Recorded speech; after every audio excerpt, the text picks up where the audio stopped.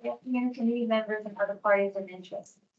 The evaluation committee meeting for RFP 24-24791 for covered materials processing facility services for the solid waste managed department will be held by means of communications media technology. Active participation will be for committee members only. Provisions have been made for members of the public desiring to have access to view the meeting. Public attendees must remain on mute and keep your cameras off. For the record, this meeting is being recorded and the recording will be available after the meeting has ended. Please be advised that the cone of silence is still in effect and shall end the earlier of 5 business days after the county posts its notice of intent to award the contracts associated with the solicitation, or on the date the procurement solicitation is canceled by the county. All questions, comments, and concerns must be directed to my attention and my attention only. My name is Lisa Demina, and I am the senior buyer for this project. Again, for the record, meeting is being recorded and has been publicly noted. At this time, I will ask each committee member to introduce themselves for the record, beginning with the committee chairperson, Travis Barnes. Hey, good afternoon, everyone. My name is Travis Barnes. I'm the Division Director of Sustainability and Disposal Operations for the Hillsborough County Solid Waste Management Department, and the recycling operations are under my team. Thanks. Good afternoon. I'm Stephanie Watson. I'm the Section Manager of Sustainable Materials Management Section in the Hillsborough County Solid Waste Management Department, and the responsibility to manage the contract is also under my team. Good afternoon.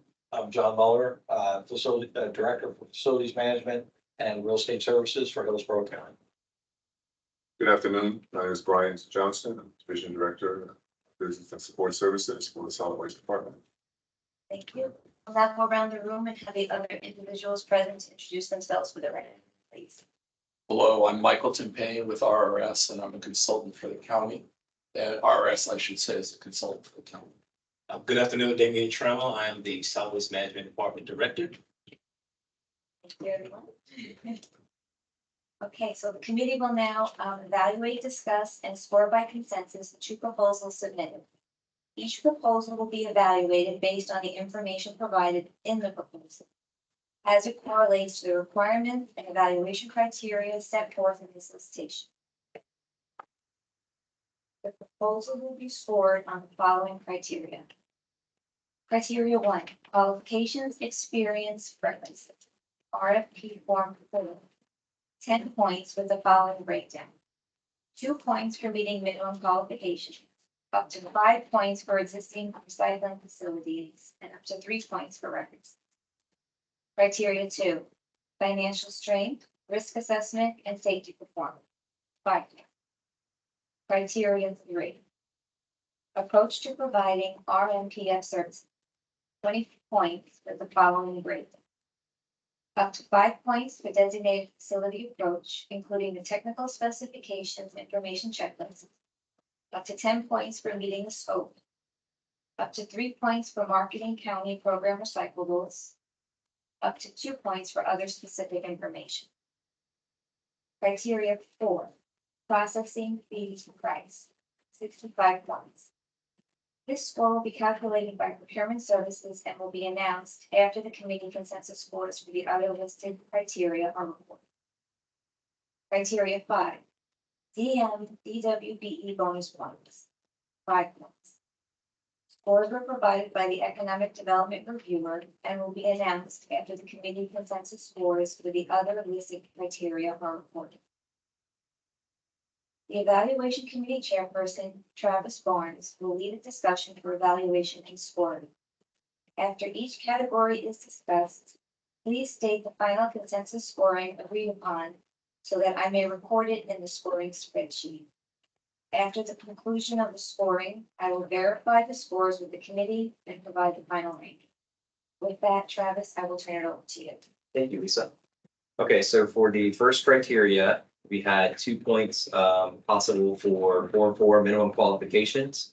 Proposers shall provide evidence of having been successfully providing RMPF services, which is recovered materials processing facility services, in a public or private RMPF for a minimum of 50,000 tons of single stream recycled materials per year for at least 3 years.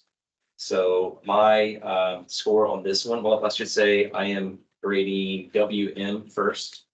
WM's proposal. So everyone make sure you're looking at WM first. Should have said that to begin with. My preliminary score for WM was a 2.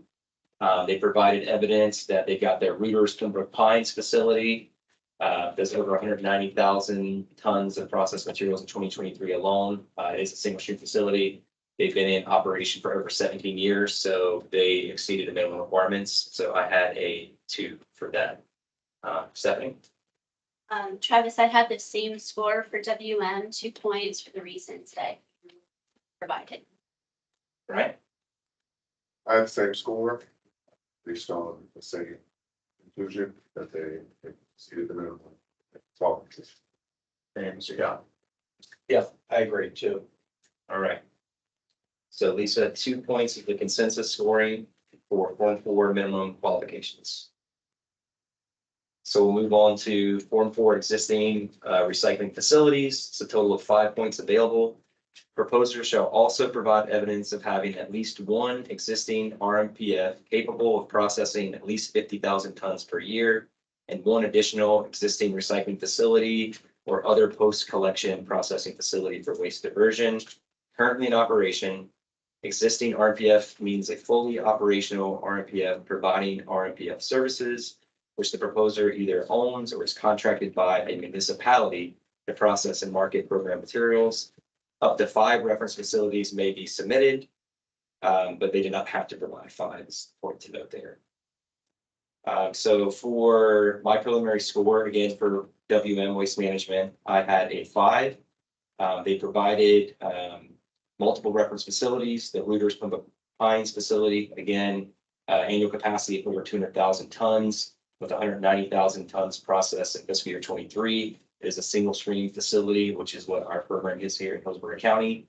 They also provided a reference facility for the Tampa facility, annual capacity of 90,000 tons, and they processed over 66,000 tons in 2023. Again, as a single stream facility, and they're planning to install, per the proposal, new equipment to increase the capacity of that one. It's been in operation for over 12 years.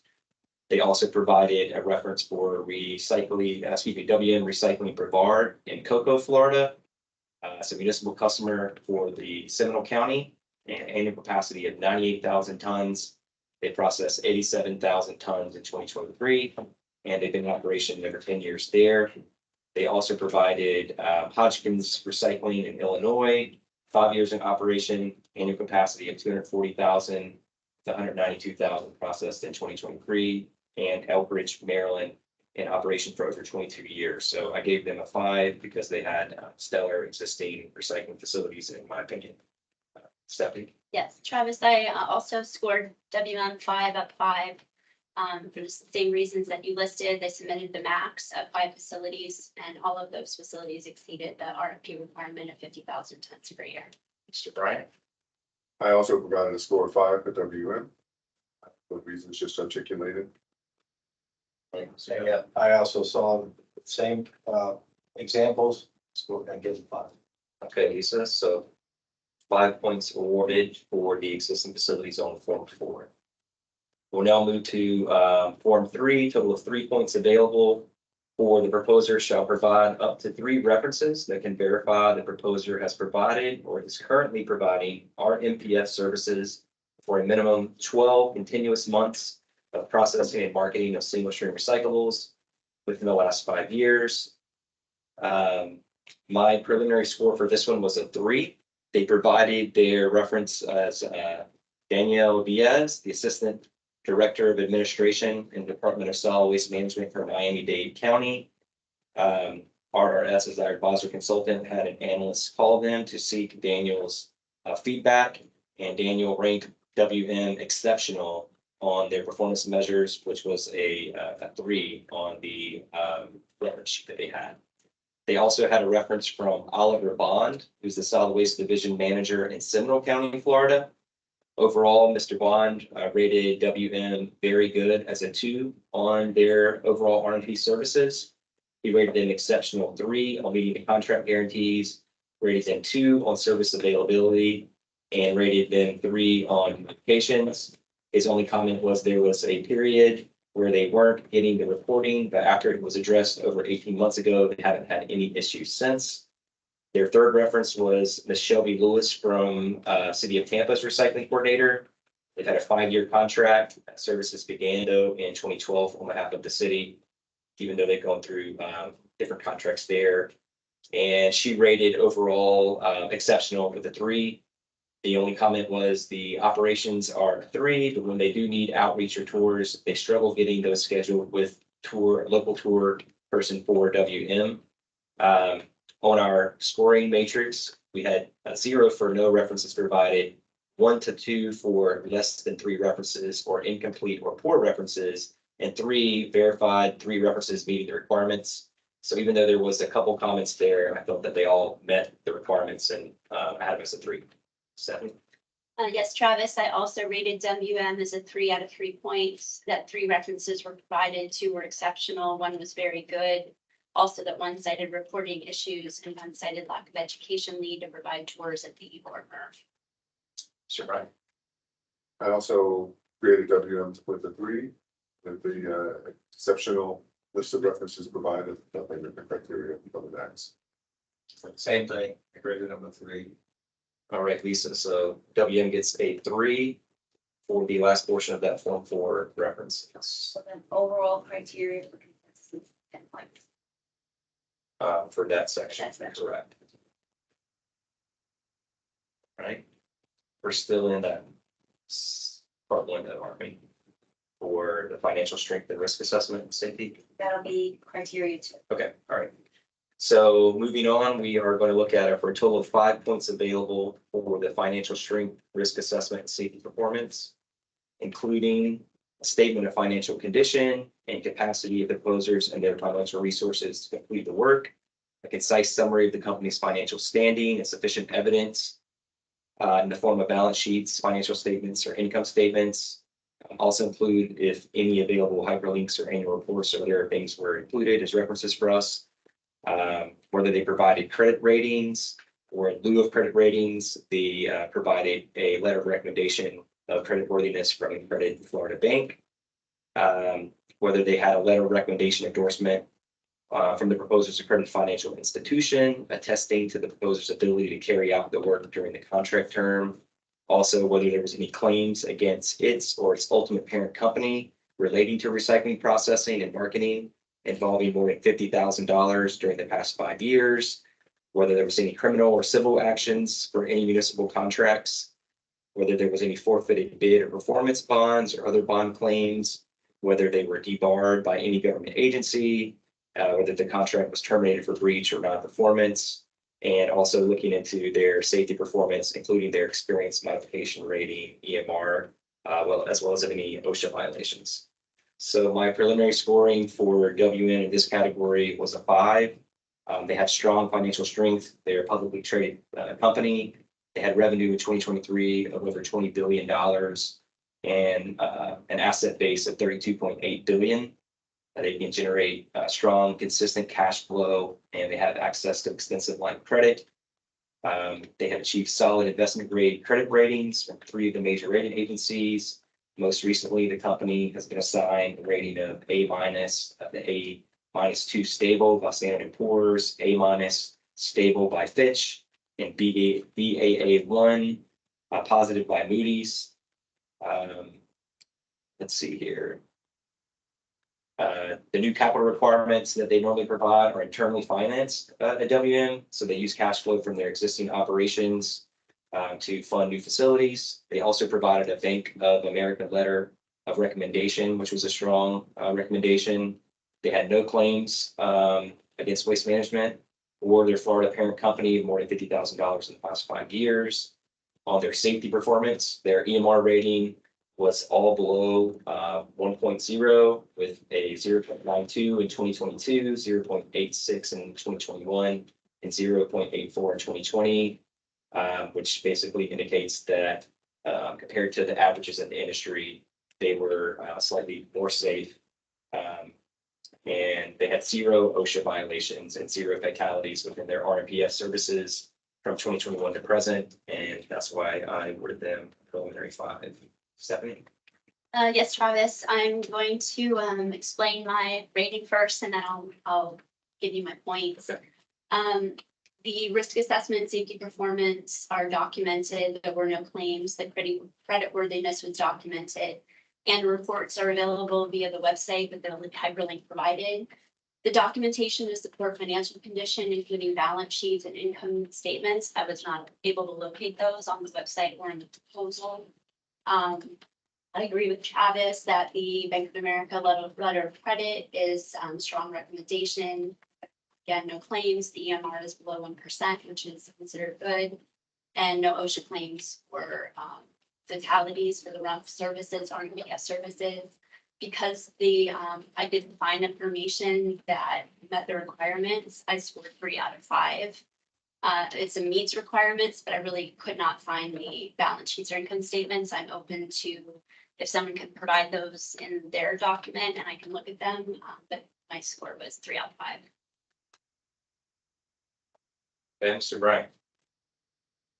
Okay. All right, based on what was submitted, financial strength, risk assessment, safety performance, I rated WM at 5 out of 5 in that category.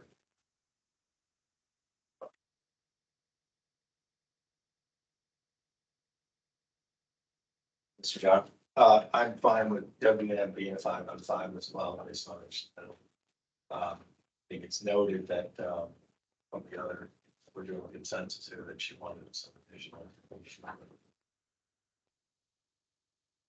And so Stephanie, you're saying that, what is the specific thing that you're looking for? Balance sheets and income statements. So I know that they had descriptives in their summary, but you're looking for verification. Abilities and assets. And, Right, so let's go to the RFP to see if that was in fact a requirement or a suggestion.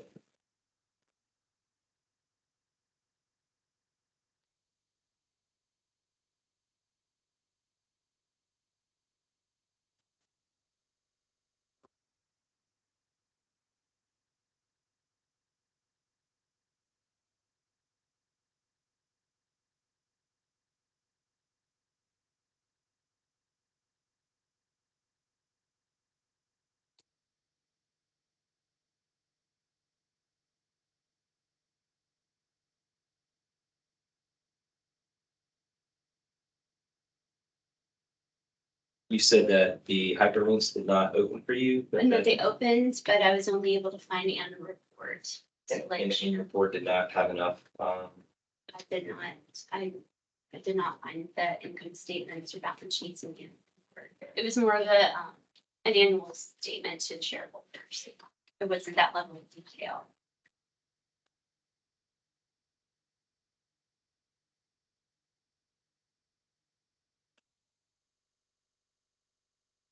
So it says sufficient evidence, and this got in parentheses in, or what's rather in the form of balance sheets, financial statements, or income statements. I mean, I think they demonstrated that they've got like strong financial standing, with the amount of asset base that they have. So I don't think that, in my opinion, a 3 is warranted. I think that they've got very strong financial strength. But I don't know what the committee thinks, if we want to stay to our 5s, or if you think that is warranted to lose a point to take it to a 4 potentially. But in my mind, I don't think that it's a minimum requirement that was. I just pulled up an annual report on mine. I've got young, they year dated 2024, looks like. Is that It's got a consolidated balance sheet on it. It's got a consolidated statement of operations. Income statement on it. So, yeah, I'm trying to say that they're going to the American letter. yeah. So, Thank you for pointing that out. that's fine. I just wanted to. It's the downside of having to go to a website to find information that you're submitting to support. So it wasn't easily locatable, but I accept that the information is on the website. You're able to find it. So are you okay with a 5, or do you feel strongly that they should be deemed a point on that? And what is everyone? No, I mean, if it's available and we can locate it, I haven't had a chance to look at it, but I'm with the committee on this order of the 5, if that's what the committee wants to do. Okay, so we'll do a consensus of a 5 on the financial strength, risk assessment, and safety requirements. Ms. Lisa.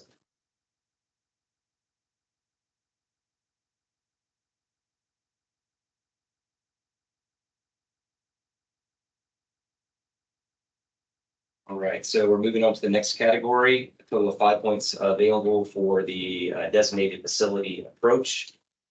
I'm not going to read through the entire list of criteria here because there was a lot, but it gets into their technical specifications, the checklist regarding whether it's a new facility or existing facility, the aerial distance from the proposed facility to our resource recovery facility is a big one. That is a minimum requirement must be met.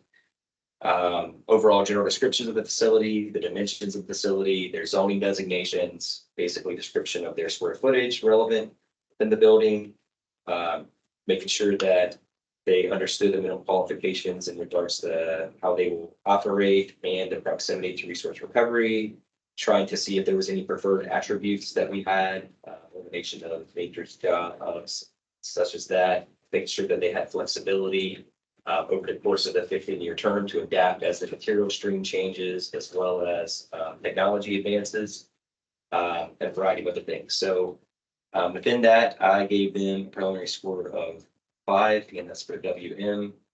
They're proposing a new facility, 50 tons per hour, up to 800 tons a day, up to 228,000 tons annually. It's only 4.9 aerial miles from a resource recovery facility, so that's a good location for our franchise holders to access. It's on 6.37 acres, which is adjacent to their existing RMPF in the city of Tampa. It's already zoned heavy industrial. They did state that they will have to go through, the permitting process with that. And there may be some zoning amendments. It seems that in their proposal, they are intending to join 2 contiguous properties to create a sustainability campus. However, the MRF operations would just be on the smaller parcel that they have, 6.37 acres. Noteworthy is that they are planning to target plastic film with new technology, which is a problem item in our current recycling program and one that we can't currently capture. I like the proposal that they labeled properly the preferred attributes and made it easy for us to find. It's a highly automated system. They're going to be using the CP Group as their primary equipment manufacturer. Let's see, they had the facility is 109,000 square feet, broken up into 3 zones, 7,300 square feet office space, a locker room, conference room. Zone 1, the tipping floor, which is essential in these facilities, was 3,300 square feet, including 4,900 square feet, which could be used for just clean cardboard or other single stream materials. The tipping bays, they had 3 double wide tipping bays that are 36 feet wide that are designed to safely accommodate 2 trucks tipping out at the same time. 2 other bays that were 20 foot wide for single truck deliveries, as well as a trailer tipper for transfer trailer truck loads. So that's 8 total, I believe, bays that can be tipped out. Zone 2 had large processing area, 54,000 square foot, including 2,500 square feet of a maintenance area suitable for repair of their rolling stock and for part storage. Their processing area was going to be on a slab grade, single floor level for ease of maintenance and daily operation. They had, 17 optical sorters, which is important. We're seeing more of those in the emerging MRFs. They have a Vivid Air AI vision used for the separation and the QC. They were not going to utilize any robots, but they did have one of the AIs in the artificial intelligence in their optical sorters. Important to note also, they had a lights out glass recovery system. Glass is an item that can be a challenge in our recycling program, and they're going to work to get that glass out of the system first, which is the best practice. They also have 2 CP metering drums, 2 in-feed conveyors, and 2 post-sort conveyors, 6 decks of glass breakers. So there's some redundancy in their system that they could go down 2 different processing lines. That helps to reduce downtime and make sure that they have the ability to maximize their throughput, but also do preventative maintenance and still keep things moving. They had, I think, a total of 4 balers, 2 of the Bolograph Model 120 single ram balers, which are a great product. They had 1 2024 Sierra REB 2 ram baler, and they're also proposing a E980 Bailmaster just to target the film packaging and plastic film, which again is a problem item that we would love to see recovered. They're proposing 2 scales with the potential for a 3rd scale if they could utilize the existing scale at their existing operating facility. Also of note, they were proposing a fire rover fire detection and suppression system. There's a growing risk of fires in these facilities that's well documented, and having fire prevention will help ensure that hopefully the facility does not catch fire, doesn't burn down, and can continue to provide services for us, which is essential. They were also providing a sustainability education room, which was not required, but was a preferred attribute for the county. 1,100 square feet that would be elevated and ADA compliant. That would provide access to a viewing gallery, with closed circuit video of all areas of the facility, and appropriate for a classroom setting to enable us to engage with the public and bring in community groups. Their equipment manufacturer CP has built over 400 MRFs, including 15 for waste management. So they worked together previously and they're experienced. Let's see. They had dual drum feeders with the bypass option. Again, that provides some redundancy if one of the systems goes down, but that's the dual system line. Let's see. They did have 7 to 10 manual sorters for the pre-sort and quality control, which that is kind of a dangerous and repetitive job, but with the amount of volume of material they're planning to recycle here, probably warranted. Here. And they were also some other things of preferred attributes. They were the world's most ethical companies awarded by Ethisphere in 2024. They also had an award for America's most responsible companies by Newsweek magazine in 2023. And they also provided space for future equipment modifications as the material stream evolves, technology evolves. They're thinking through the life of the term. And so for those reasons, preliminary gave them a 5. Thank you, Travis. Thank you for that summary of the attributes. Highlights. Before I score, I wanted to ask the group, there was a safe egress and ingress of trucks on the traffic map on page 73. It's PDF page 73. It appears to me that the incoming and outgoing trucks to the facility come to a point where they will intersect. And I had some concerns about safety. And then the other thing I wanted to bring to the group was, I know that turnaround time is very important to us. We have 20-minute turnaround time, which we amended to 25. I did not see a positive or an affirmative that WM would adhere to either turnaround time, and that's referenced on PDF 53 and 112 of the 215-page document. I thought those were pretty important for operations, that we had a safe traffic plan, and that we also had a commitment to the turnaround time. So I just wanted to bring that to the group. The other thing is, I think you mean it's PDF page Yeah, that's 73. what I'm doing. So that is, I have a PDF. So just so you know, you're referencing page 73 is 64, I think. And if you're looking at it. so you're having inbound traffic come in, and then you're having a commodity pickup come in, and then you're having county trucks leave. Maybe they're not going over the scale because they're teared, but there's a point where they're exiting where you're really having a pinch point of traffic. I just think safety is a priority for us, and I think we need to look at that. Good point. Was there anything else you had? That I mentioned the turnaround time, and then as well as there's I know that WM needs to vacate that stretch of the property of 4th Street. They petitioned the city, but they haven't received approval. I know that we require a binding letter and agreement with intent to secure the property. I don't know that that was provided, even though they're in the process of doing that. There is not, I just want to point out, there is no dedicated scale for the county, but they do agree to tear. 2 scales meet the RFP requirement. And I just had a question about I know it's optional to provide the educational center, what's the thing called, the viewing platform. It wasn't clear to me what part of the operation that looked at and whether that was inside or outside and what the length and the width of that platform was.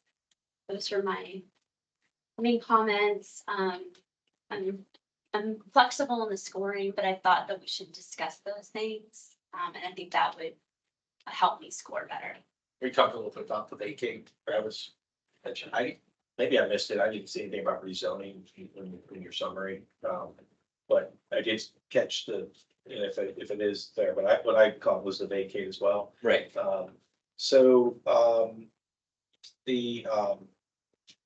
I don't know that they can prepare a letter of binding agreement for vacate. That's going to be a matter for the city to vacate for them based on their petition. They are the contiguous landowner on both sides. As long as they do not disrupt the convenient access of other property owners, and the project's probably beneficial if they were to do that. I can't imagine why they wouldn't receive that. That being said, it's not unlikely for a vacate to be denied, but if you look at their layout, they just have a portion, their facility in terms of the vacate. They would have to reconfigure, I guess is the long and short of it, was what was in my mind on that, but it's not a substantial amount of facility over that. You would have your parking and your offices, you can walk across the street. It's probably not the first time. They have had, it looks like a prior vacate anyways, on 35th Street that they got for their facility. So I'll just, from a real estate perspective, add that comment. Yeah, no, that was very helpful. There's not a lot of through traffic there. Yeah, looking at I guess the north east corner would be where potentially they would have to maybe shorten some of their. Yeah, I mean, what they could, if they've started the vacate process, one of the things they could provide, typically in the vacate process, you reach out to to some degree to the other landowners and they provide a letter that says, yeah, I don't have a problem with this. Right. Those are That's always pretty heavy. the safety pinch point too. I get that, Stephanie, and the turnaround time to me was not as a concern given the number of unloading bays that they had. But noted, and go ahead, Brian.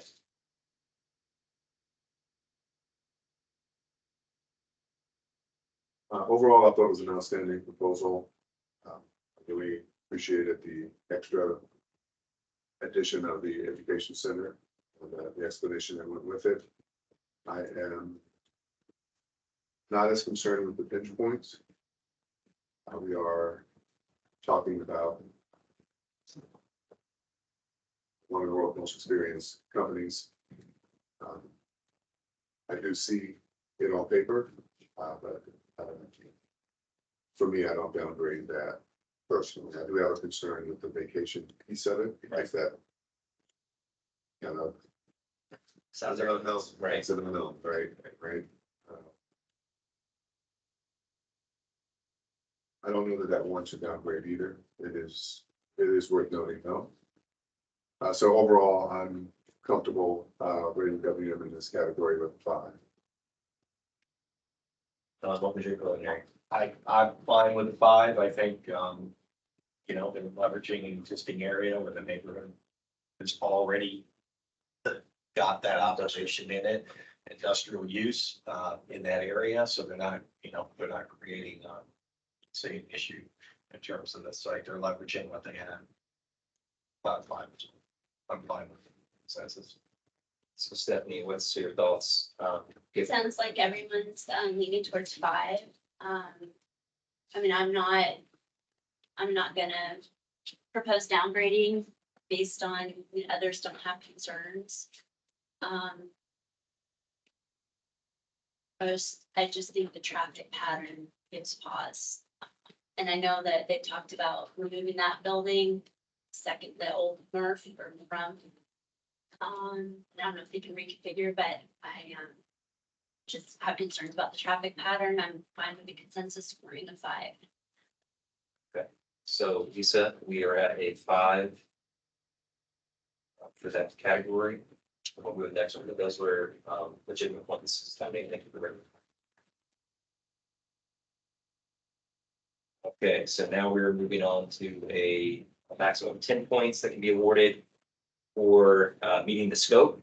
So then you provide a description of operations to meet the scope, from opening to scale weighing, tipping and inspection, sorting procedures, use of automation, description of how they bale, store material, load out, ship to market, provide a summary of their organizational approach, as well as the staff that will be involved, description of how their facility will meet the scope, and a narrative at least of the following elements: weighing, reporting, inspecting, accepting at least 2 county franchise vehicles that unload without exceeding the 20-minute turnaround time that we had mentioned, description of how they manage the tipping floor, safety features,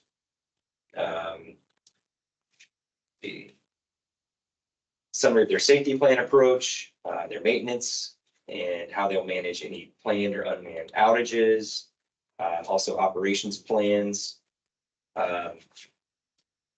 So for this one, I thought that they did an exceptional job as well to meet the scope. They've been working with the Gilbane Building Company, who's overseen several of their work projects in the U.S. They've worked with this particular company on 7 other projects, including the Waste Management Tampa MRF that's in the existing operation. So they've got local experience here in our market. Again, they're using the CP Group for processing equipment, which is a reputable brand with great experience that they have personally worked with as well. They focused in their proposal on recycling service delivery optimization, which is really an effort on continuous improvement and to make sure they're continuously managing to streamline processes and identify efficiencies. Their organizational approach, they've got 97 facilities, and they recover more post-consumer materials than any other provider in North America. So they're a large player and they know what they're doing. They're going to rely on their staff of Tim Bowers, Mike DeClerc, and other facility staff that are very well experienced.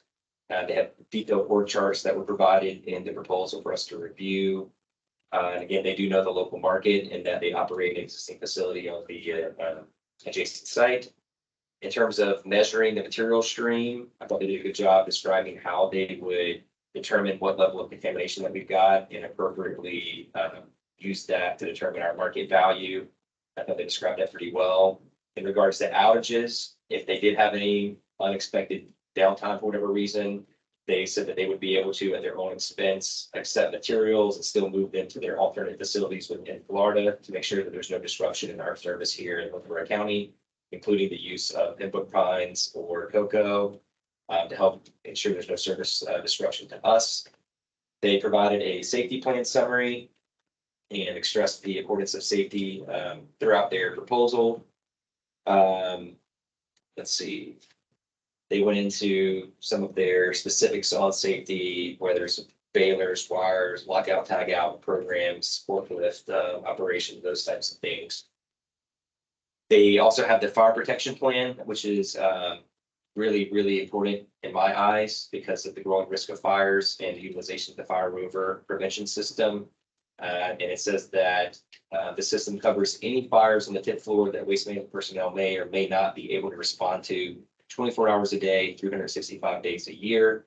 They went into their maintenance program summary in great detail. They utilize a software called Compass for maintenance planning, and it's a predictive maintenance system. So it's actually enabling them to think ahead and really document the work that they're doing and to time that out. They also use an electronic daily equipment inspection program that provides maintenance teams with real-time data. So those that are in the operations can communicate with those that are doing the maintenance, make sure that they're staying abreast of things. Again, they had the preferred attributes of the education center with the closed circuit TV and the interactive displays. I thought were a nice touch. They had space for future equipment modifications, as well as the fact that it was all on slab grade. I thought that is very beneficial. It enables them to access all points of the equipment and provide maintenance to it very easily. We got into some of their equipment specs previously with the number of optical sorters that they've got. The glass recovery system is essential for us, given the amount of glass in our system.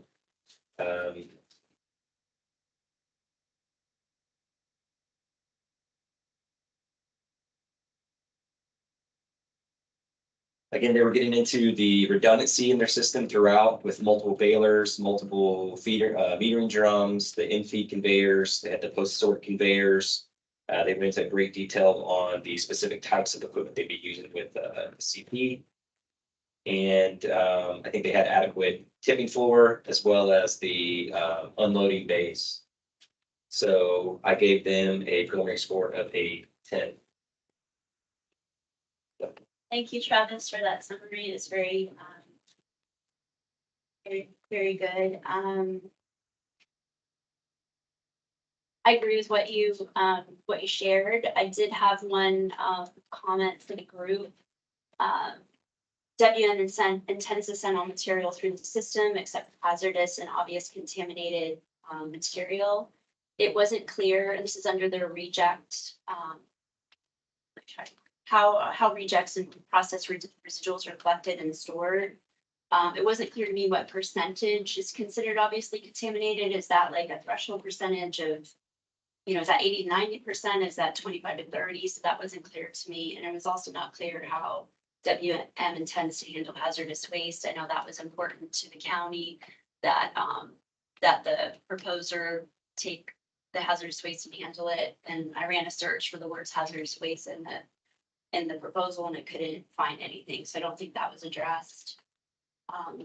It looks like for their audits, they're planning on doing front end audit and not a back end audit of their percentage recovery. I just wanted to mention that.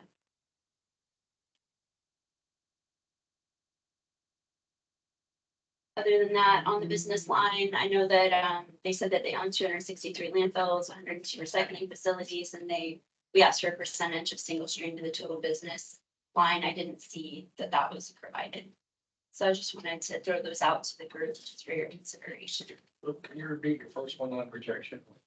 Let's see. Very first. Yeah. Shouldn't. Yes, on WM makes the statement that they're going to run all material through the system except for hazardous waste and obvious contaminated. So, so my question is, what percentage is obviously contaminated? Is that like an 80, 90, or is that like a 25, 30, 40? Because that we need to know how much material is going to be rejected and how they're going to handle that. And that. Yeah, I'll read from page here. I don't know if that clarifies it, but as a general practice, WM plans to process all metallics incoming material to maximize commodity extraction. It does not plan to reject roads outright unless hazardous materials are observed. However, WM will follow the prescribed rejection process if needed. I don't know if that was clarified. Yeah. So in RFP, we specify 30%. Right. Yeah, 30% is a, by the way, you're talking about times, it's an average time now, right? So that's like a inbound load. Daily average time. time. A truck would come out, tip out, they do a visual inspection. If they feel that over 30% of it is not. No, it's different. Watch, I switch gears on you. That 20-minute time, is that a daily average now? Yes. Okay. Yeah, well, that's, I have to go back and look. I think that way we look at it in terms of like the damages would be over. Okay, gotcha. To that. But basically, we've got a lot of franchise haulers, as you know, you gotta make sure that we're adhering to that turnaround time. Again, we did modify that with the, Okay, so now that I read that, what was your question on hazardous from it? The hazardous material, we require the proposer to basically take ownership of it and dispose of it. Definition, yeah. And when I said I ran the search for it, I couldn't find it, so I didn't see that it was addressed and that they said that they would handle it. So I was looking for an affirmative on that and I didn't see it. So it was sort of left unspoken. and so what was your preliminary score?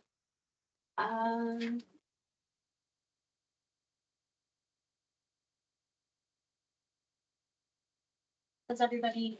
We can go around. Go ahead, Brian. Okay, overall, I thought the proposal under scope was outstanding, the level of detail. I appreciated the detail on the maintenance plan, the org chart, the multiple redundancies. The building partner, the history that they have provides a lot of comfort. So overall, I gave WM a 10 out of 10 in this category. I'll agree with a 10 out of 10 on there, and I do echo your comment about the buyer protection. We're forward thinking on a facility like that. I mean, been in a few of these fires, so it's like in my life. So Stephanie, what was your? I'll go with the group on the 10 out of 10.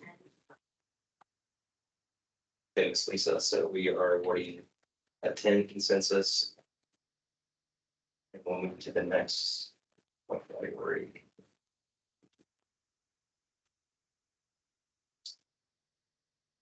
Right, so for this one, there's a total of 3 points available for the approach to marketing county program recyclables. Provide a concise but detailed review of the proposer plans to market program recyclables to the best markets available. And for this one, they provided the in-market references that we requested. They're the largest recycler in North America, handling over 15 million tons.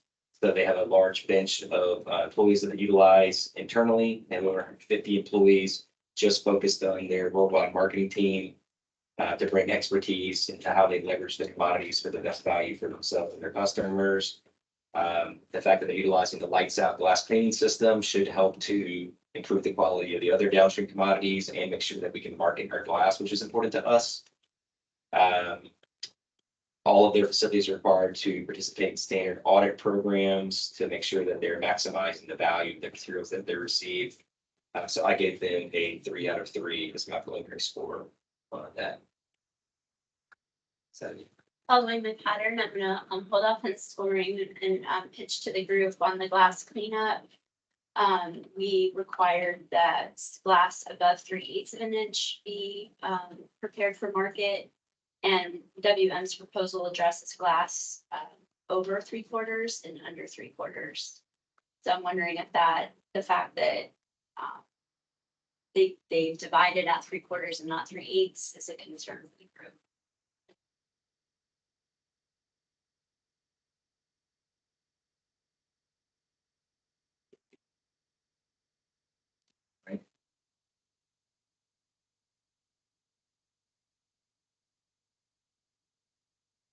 So that's in the comments. Could you say that again? Yes. yeah, is there a page reference or something? You can Yeah. get? Thank you, John. So Search glass, make it jump. Yeah, I'm trying. if you won't find if you search 3/4. Yeah. A description of their glass cleaning system and how they plan to prepare and market 3 mixed mode glass above 3/8 of an inch. Okay, all right, yeah, it's on proposal page 118. The system, I think it's like the system WNCP proposing has 2 storage bunkers for glass, one for larger than 3/4 inch and one for under 3/4 inch. We expect there to be consistent demand for these products due to the cleanliness of separation. So I guess it's correct, but following on, I guess they're saying they can sell it. I'm assuming there, I mean, why something I'm reading. I guess that you're saying that it's looking that they're not even down to the lower fraction that we should Right. look, and that's so therefore that would be in the lower quality Yes. per glass. Box That's quality superior, residue. correct. Michael, can we ask for your technical expertise on that glass? I can just point to page 73 of their response, where they say their glass trauma is 3/8 of an inch minus 3/8 of an inch plus. Say again, what's the problem? It's page 73, so it's 82 of the PDF. Under the ADS glass cleaner and the scavenger object by value container. And what does it say again? It says, the 2-inch minus from the glass breakers convey into 3/8 inch minus trommel, removing the fines. So they're actually taking a double cut. They're taking a 3/4 and then a 3/8 inch cut, 2 different cuts. Okay, so I think that would be sufficient. But it could be too, that's the way it's read. Right. And it could be too that they could it could be a mistake on their part on what they meant when they used 3/4 and 3/8, but it doesn't sound like it to me. Thank you. Thank you, Ryan.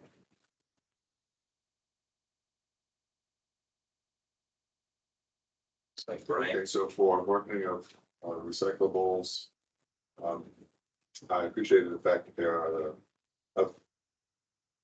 appreciate their North American strength as the leader in the industry. They provided strong references. So a moment ago, I was very comfortable with the glass cleaning description, and I think come back full circle, I think we're good with that. So for this category, I'm comfortable with the 3 out of 3. WM.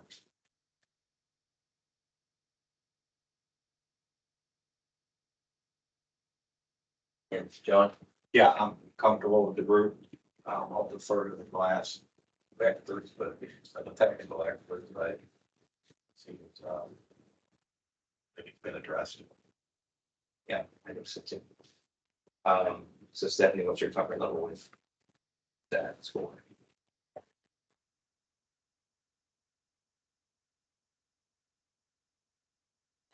Cleaner comment. I see that they have, the marketing, plan for movement of recovered materials. One of our attributes was domestic reliance and ethical markets. I don't know how you all feel that they landed on that.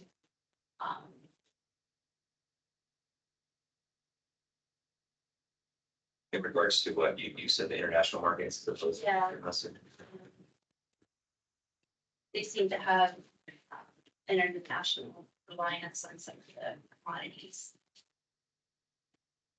Is that in the references that they provided or? That was in their marketing. On PDF. Should be around PDF 125. So. I mean, they note our preference. Our preferences include ethical markets under your page 125. And they talk about their employees and teams, their job to work for companies, provide below the steps should maintain themselves for best value, ethical markets, comma, and approaches, etc. They go on to make a statement on the core responsibility. And they say everything we do is our firm commitment to adhere to ethical business standards and practice and to result in recognizing such ethical by many organizations, including the Ethisphere Institute as a original ethical company in 2023 for the 14th year, as well as et cetera, et cetera. Those listings. And I think it's mentioned again. It's it's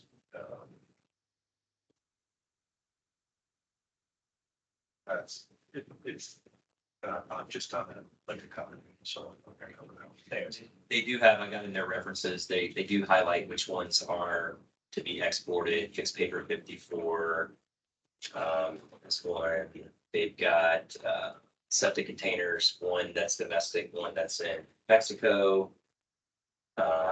They do have some of their OCC cardboard grade going to India, Malaysia, Thailand as well. So point taken, again, I don't think it was a requirement that all stay domestic, but a preference.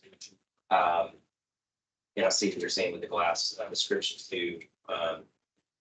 It's being 3/3 instead of 3/8. I don't know again if that was a typo of their intent versus what else was in there, what the trauma can do, but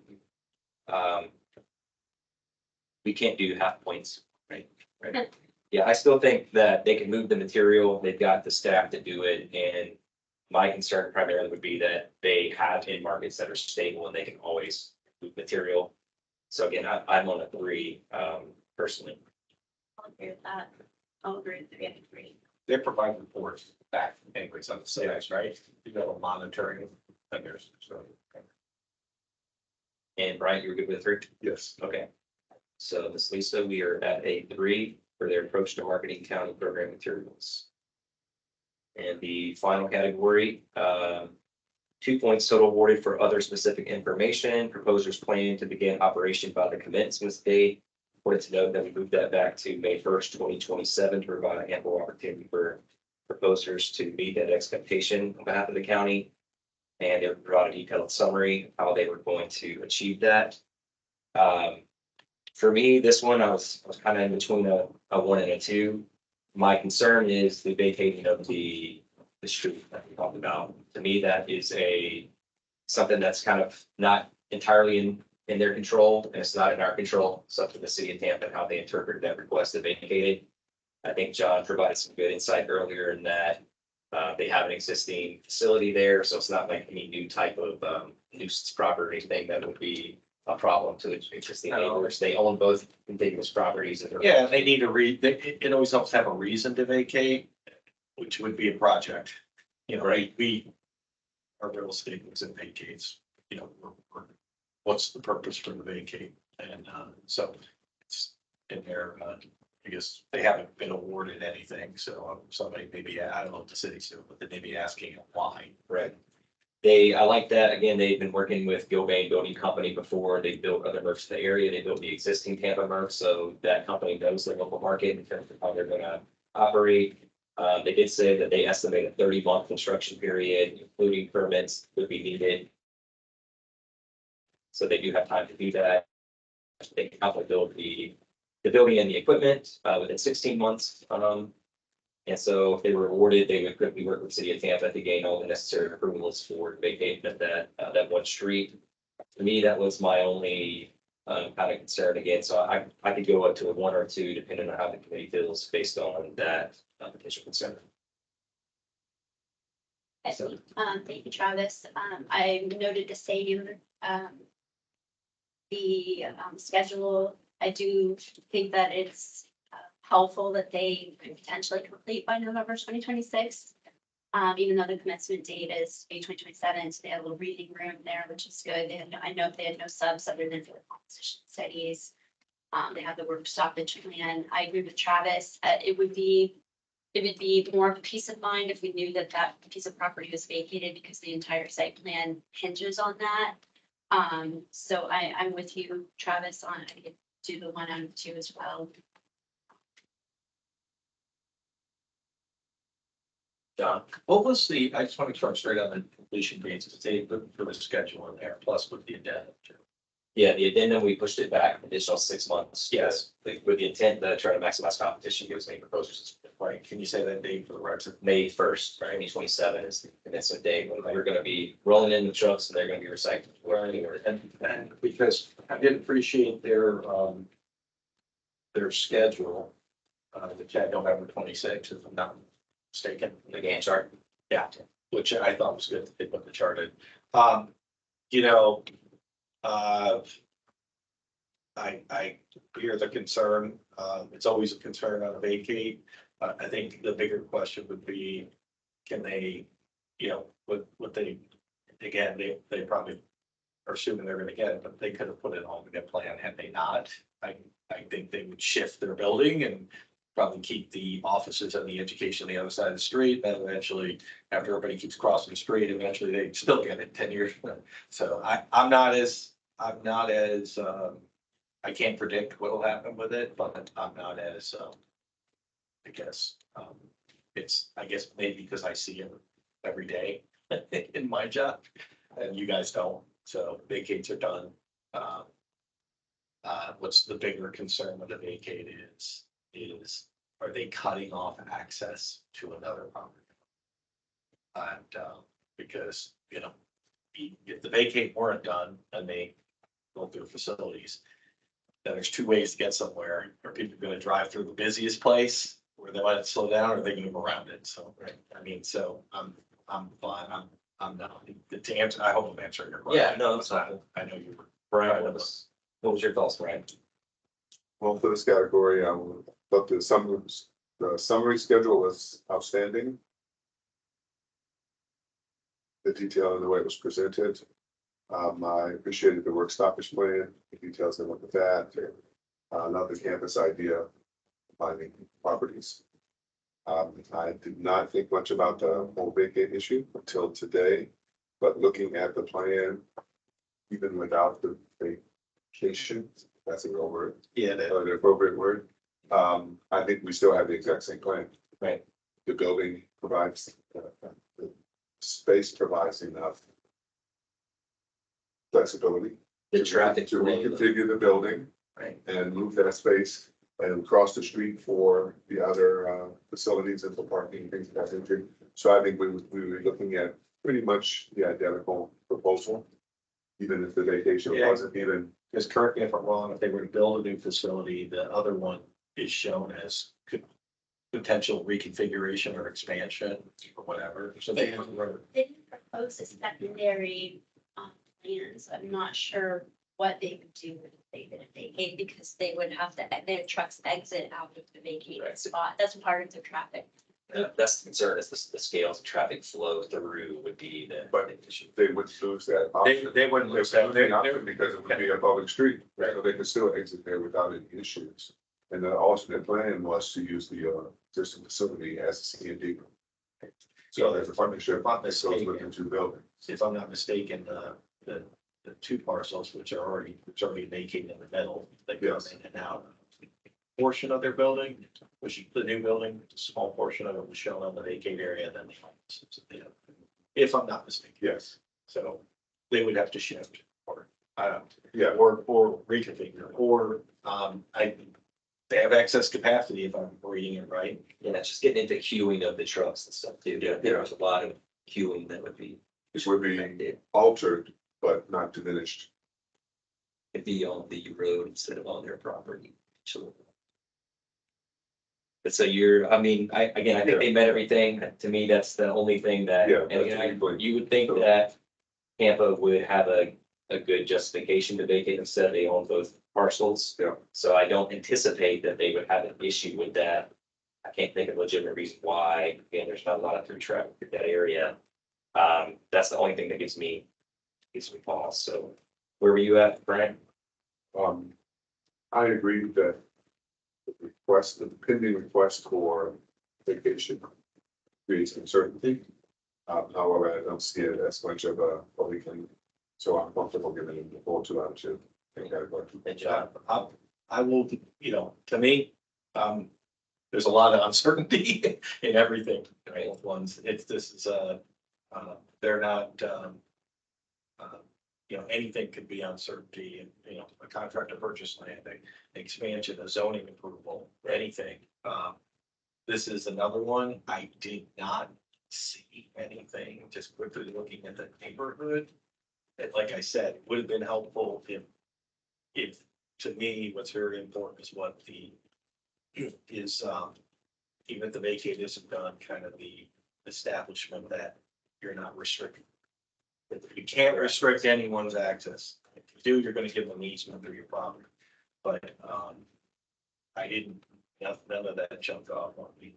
So you're on two. I'm comfortable if I'll defer to you, Travis, if you want to note that it's an uncertainty. Yeah, I mean, to me, I do think it's just an uncertainty. It's a little bit of a weakness, that they just kind of gets kind of out of their control. It would be nice to have had that, already in hand with the proposal, but I get there on the city's timeline for that.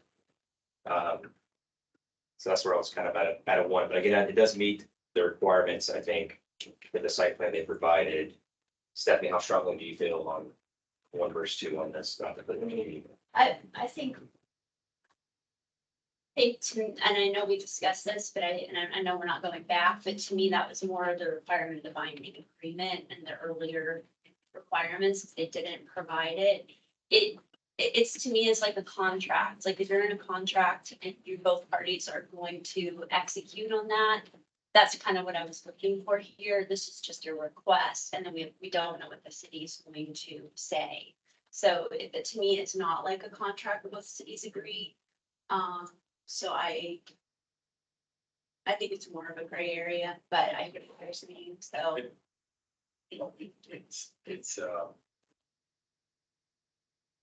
It's like I said, it's if you want to reflect on uncertainty, but I guess the uncertainty is, I'm sure they're going to submit an application when, if, right, say if, not when, if they are I think at a point they can.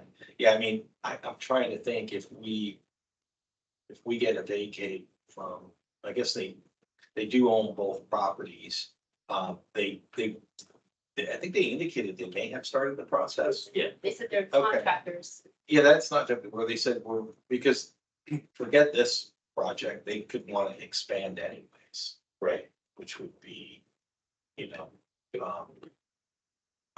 they could vacate and put down as a reason for future expansion, but, we have vacates that take, take time. That's my concern, is the timeline with that given. Um, I don't know what the city has a specific. you want it, well, you want to be done before you break ground. Right. Just say it that way. So, I mean, that's kind of the key is have to make it, otherwise you're not gonna impact the schedule until your schedule says you gotta break. Yeah, for me, just with the uncertainty of that, I mean, we do have, there's ample time that we gave for 6 months, but to me, that's the only thing that was something that absolutely went down. I'm kind of at one on that one personally. Consensus scoring and you're agreed on. We think, right? Think they can meet it. We did have for additional 6 months provided for any proposer. What the worst you see for a response on a vacation request? Okay, now you point at me because Typically, is it a 3, 4, 6 month process? How long does it take to do?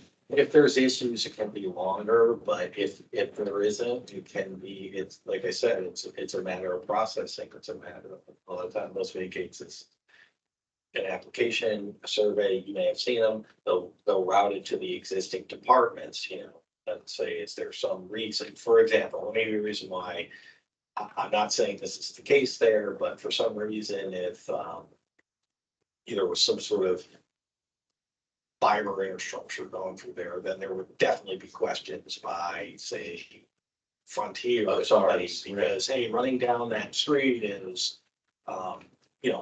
it could be solved, that maybe we need to move the easement, we're gonna move the fiber, because that's the second question we ask, can you relocate the things? Right, so, could they, like you said, I think your uncertainty is caused by, they intend to do the vacate, but what they're not providing you is all the information on it. Right. And, like I said, we approve vacates, there are cases where we have not necessarily brought vacates forward either.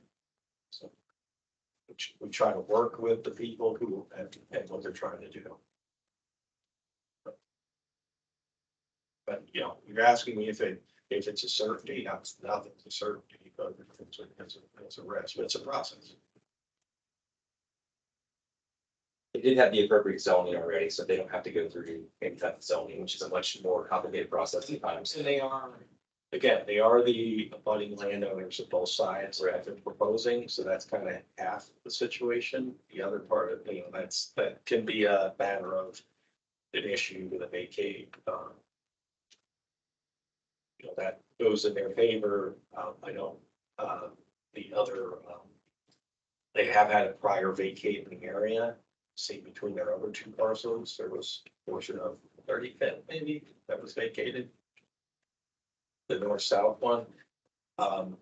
With the additional time that we've provided to any proposer to just leave some of that construction and that project management stress, I think that the city should have good justification to do that. Again, I just don't like that it's out of their hands and out of our hands. It's just an uncertainty. So for me, that's sort of the point of all, just because it's not a certainty, guaranteed. I'm not disagreeing either. Anytime we're, it's not a county property, so we usually with that, we could maybe speak to our direct departments about it. Right. I've already asked, but in this case, it's the city.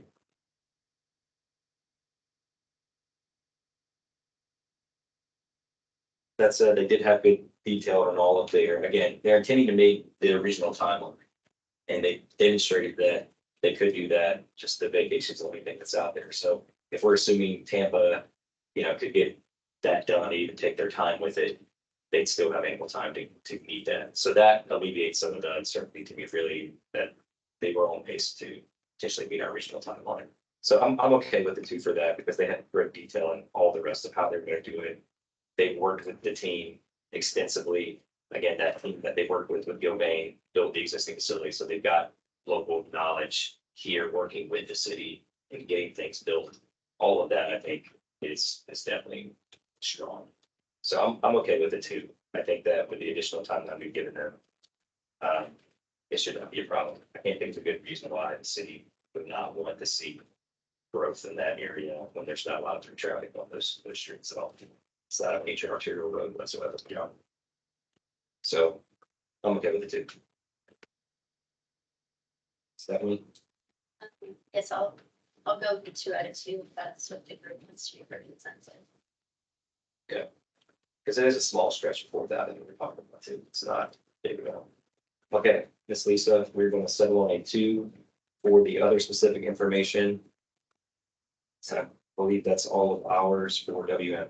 Right, so that for criteria 3, then that would be a full consensus score of 20 points.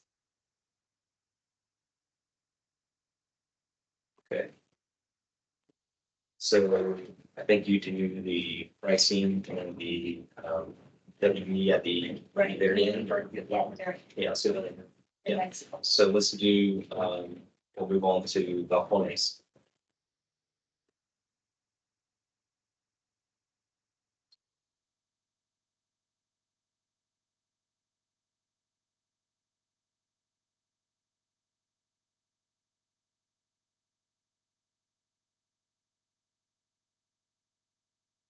Okay, so for everyone ready, balcones? Yeah.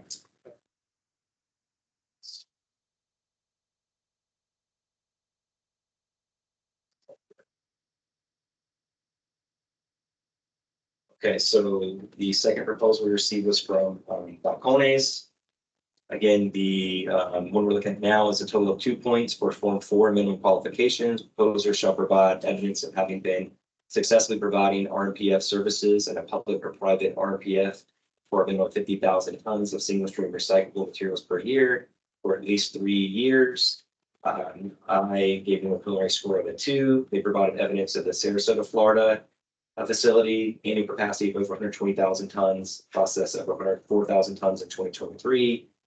They had numerous other examples provided as well, so they met the minimum qualifications in my opinion. Stephanie? Travis, I agree with you based on your reasoning, the Balcony Sarasota facility, 120,000 per year for 5 years. So 2 out of 2. Correct. Mr. Bryant? I agree, and I also awarded 2 out of 2 based on their submission of meeting the qualifications. And Jeff? Yes, I agree. All right, yes, Lisa, consensus score for a 2 for Form 4 minimum qualifications. Next category, total of 5 points for Form 4 existing facilities. Proposers shall provide evidence of having at least 1 existing RMPF capable of processing at least 50,000 tons per year, 1 additional existing facility for post-collection or waste diversion processing.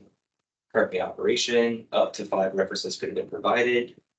For this, I gave them a preliminary score of 5 points. They provide an example for the Sarasota, Florida facility that we just discussed, as well as the Austin, Texas facility, had a capacity of 150,000 tons. And that's been in operation for 12 years. They also provided evidence of the Brooklyn, New York facility, which is a massive facility and capacity of 346,000 tons with 277,000 tons processed, as well as West Palm Beach, which they've been operating for 5 years.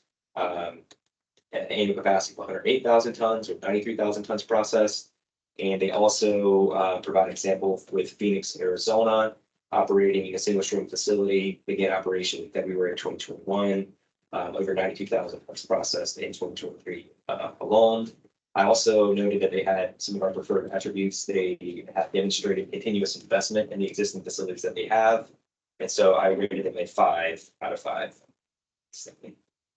Thank you, Travis. I also rated Balcony's 5 out of 5 on this category for the reasons that you listed, and then they also have the preferred attribute that the Brooklyn facility has an education center.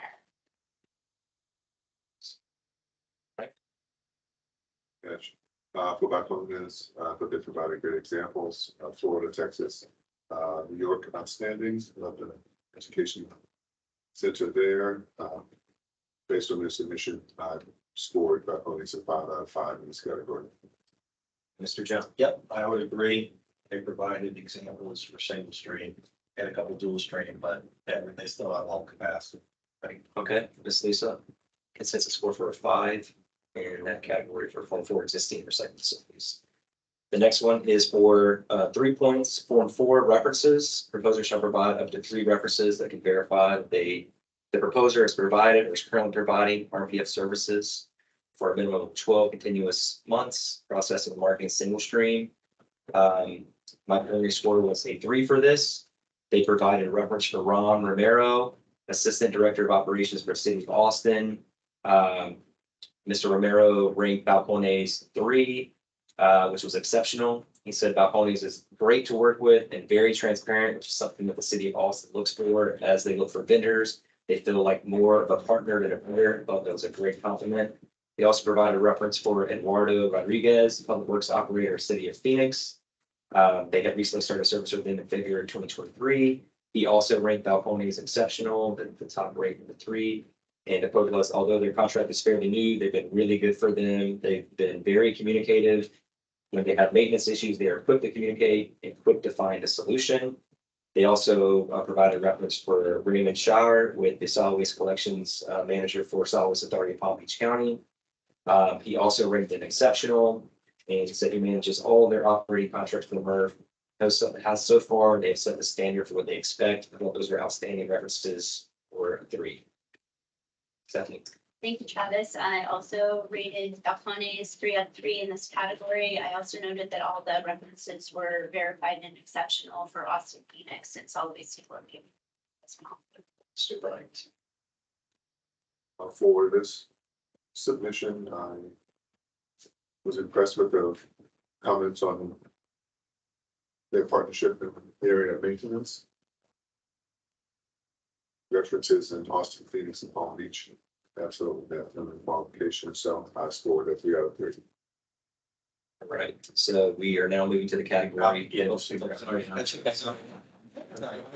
out of 3 today. Great reference. My bad, John. That's A 3 for references.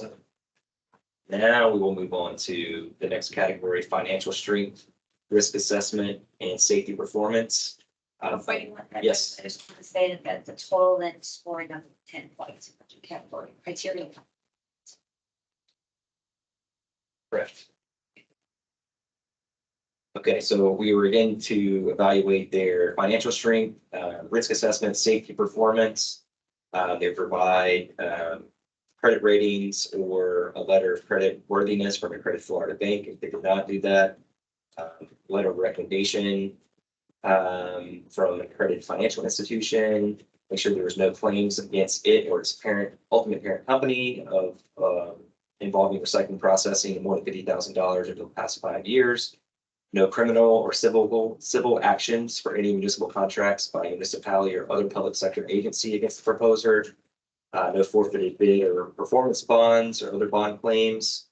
They weren't debarred by any government agency. Their contract was not terminated for breach or non-performance. No felony convictions amongst the company officers.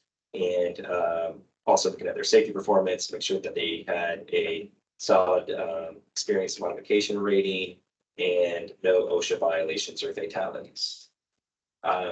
So in this one, Balcones is wholly owned subsidiary of Balcones Recycling Holdings. They're the largest privately held recycling company in the US with 18 facilities and 1 glass recycling facility across 8 states. They cumulatively process in excess of 1.15 million tons a year, bringing in more than 250 million in recurring annual revenue.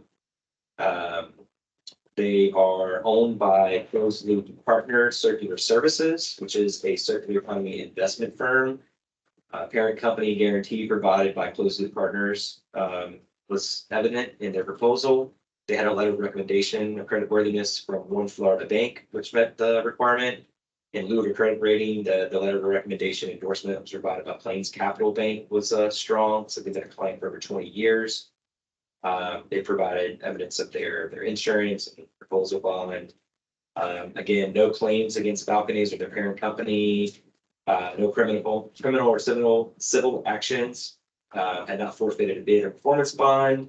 Never been debarred by a government agency. Never had contract terminated for breach or non-performance.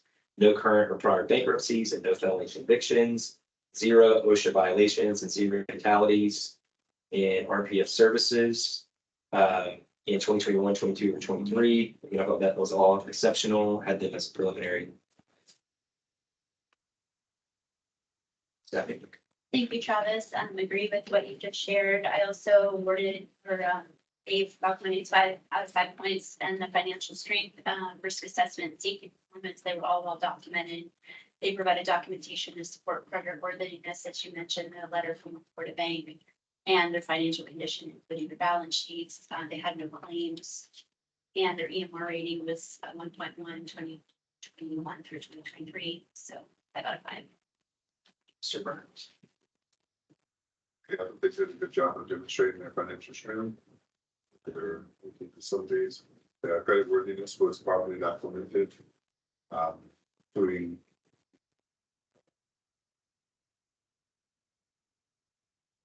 the documentation to their parent company, All things considered, I thought the proposal was strong, and I offered a 5 out of 5. I scored 5 out of 5 in the city. And Mr. Joe? Yeah, I'll concur with your 5 out of 5. I'll just make sure you guys know that, in the financials they submitted, they do have positive cash flow. There was a net operating that was negative, so you should note that, but it's positive cash flow. Best I could gather by, but I don't know if you had an OMB look at it, so, but, the best I can gather is they've gone, these were prepared, they've gone through some acquisitions that were going, so they were expanding. So we should just note that they were. 2018, and that's when circular. Yeah. On them. Yep, okay. Okay, so Ms. Lisa, we are awarding 5 points for the financial strength and risk assessment safety performance.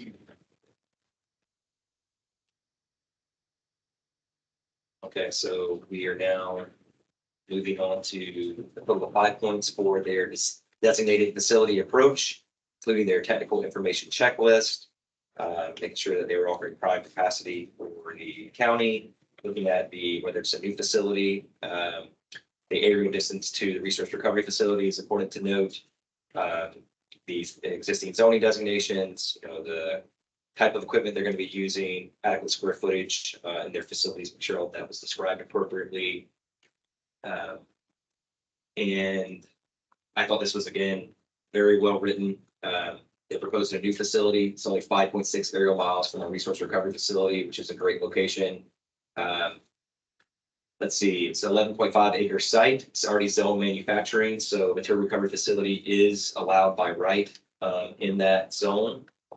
They had a great site plan that they provided, and an example of their the purchase contract. They had stated that all their preliminary permits have been submitted. They have an existing SPC permit. It's a 35 ton per hour facility. Again, it's also CP Group brand, a reputable brand. 600 tons per day. They're going to run Monday through Friday, 13,000 tons per month, 156,000 per year was their written guarantee. The tip floor was 33,891 square feet, which is very large. I think that's great. A larger tipping floor, in my mind, is a safer tipping floor in many instances. The processing area is 44,328 square feet with the combined warehouse and processing. They have a storage area for commercial baling. Also 3,808 square feet of office and break room. They had 7 unloading bays, 35 foot tall. Access would allow up to 5 trucks to unload at once safely.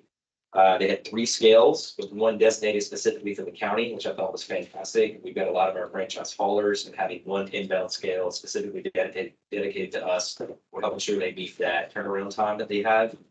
They also had a lights out glass recovery system at the front of their processing line through CP, which is a great component. Glass is one of the challenging items that we highly get in our system, and being able to recover that is essential. They were offering redundancy in that if they did have any issues, that they could take material to their Sarasota MRF or one of their other 2 Florida facilities if needed, if there was any type of delays or issues that were unintended. They were offering us prime capacity, including flexibility should the county require changes in the hours of operation, which is something that we had requested. And they could do that on extended hours on the weekends. They had 13 optical sorters, 3 of which were AI. So they're abreast of the new emerging technology and already incorporated into this. 5 of the optical sorters were focused exclusively on the fiber sortation. And they really described, I thought in detail, how they're going to maximize return on the commodity values, how they were going to target it. They were saying their lights out system would be capable of producing 90% usable glass cutlet for the market.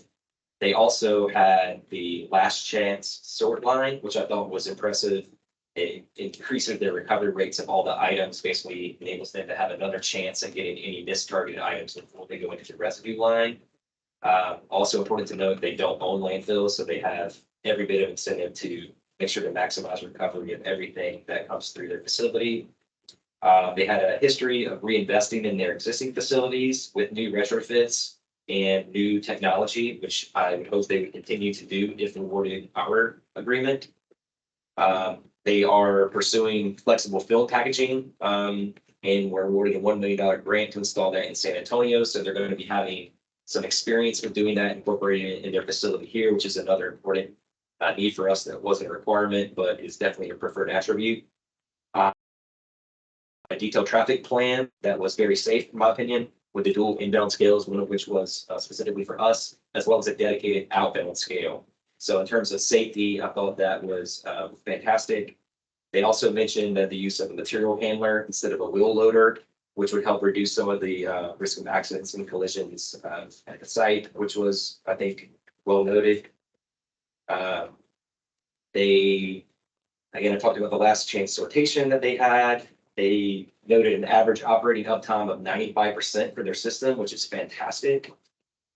And let's see, they eliminated the pre-sort position, which is one of the dangerous and repetitive jobs where accidents do occur sometimes. And unfortunately, their use of the CP auger screening system eliminated that. Also helped ensure a level burden depth throughout, kind of metering through the system so that the rest of the equipment can do a really good job. We talked about how that doesn't get, stopped up by tanglers and other things that we have. They also have an education center, including a viewing gallery. Talked about how they can bring in community members and the public to help witness the recycling process, which was a preferred attribute we had. Also noted in the CCP Hillsborough Television for that. And for those reasons, I gave them a 5 out of 5 on my preliminary score.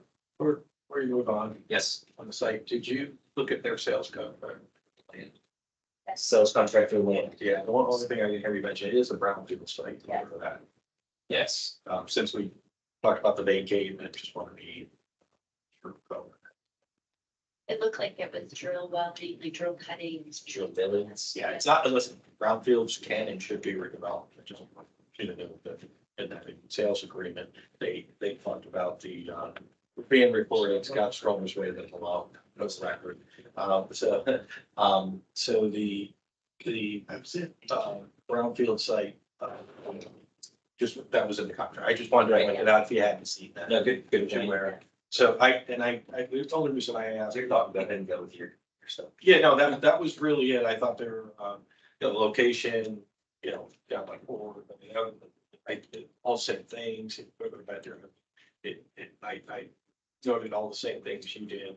They have a sales contract, I think good through the end of the year, which would make sense for it. And it's very typical, a lot of things in there. I just wanted to make sure that you had seen what I had read is that, okay, there might be there's some transfer, it looks like, of obligations. That's not atypical at all. So. Yeah, I think it was saying that they were eligible for some Florida voluntary cleanup. Well, that's the other thing. Yeah, you get that. I mean, one of the things that there's good thing of trying to reuse a brownfield site is it gets reused again. Right. There's grants. So, right. Okay. Is there any uncertainty I about being able to move forward? I couldn't, I won't claim to be an expert on the brownfield. I think Yaksa is on that one, but I just noted. I mean, you said when you talked about the vacate, you said at the end, I was listening to you on the vacate, you said, well, I put an extra 6 months in for people to resolve any site issues. So what was your? I'm fine. I thought they had an overall plan, but I want to treat them both Yeah, equally I agree. unfair. One has one that has vacate, the other has brownfield.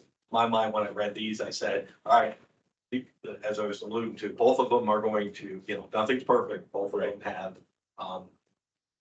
have, great, great facility layouts and plans, and both of them are trying, in both cases, they're trying to do the right thing, land issues aside.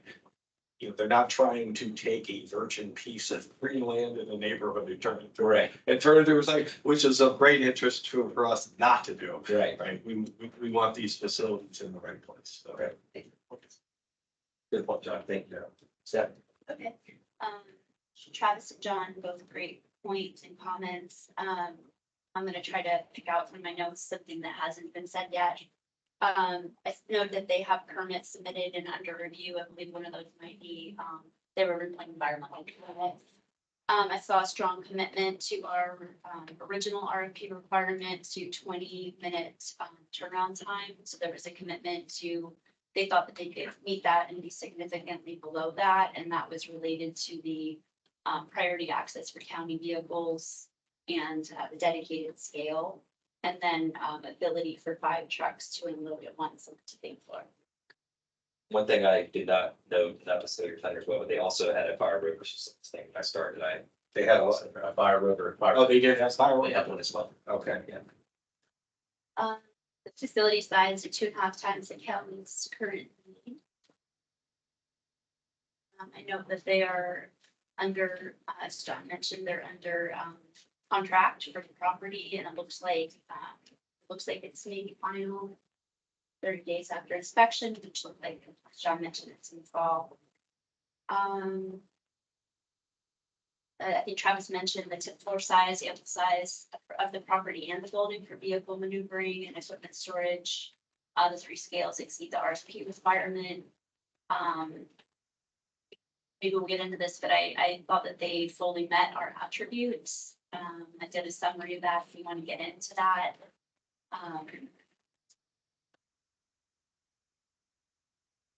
I noted that they have the glass cleanup system with 4 decks with a capacity of 30% to recovery for glass, which probably exceeds what is needed, but I like that they're focused on glass, cleaning glass. And I see that they received, I think that'll come up later, but they received a glass recycling coalition awards at some of their MRFs or their glass cleanup systems. I'm scanning my notes.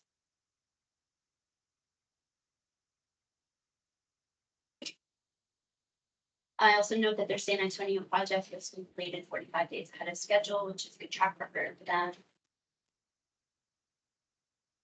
The traffic plan, I think we talked about this, it eliminates the need for inbound and outbound traffic to intersect.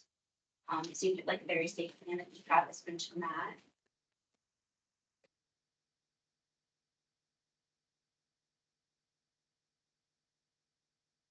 Travis mentioned the recovery is 95%, which is very, very high.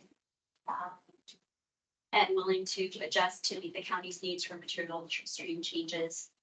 Committing to the county to get the highest value out of the recycling stream, which that was really important. I think those are my main comments that hadn't been covered by others. I also am scoring 5 out of 5. Okay, Mr. Burns. I've got the privilege of talking about things that haven't been talked about yet. Kind of good stuff in your hands.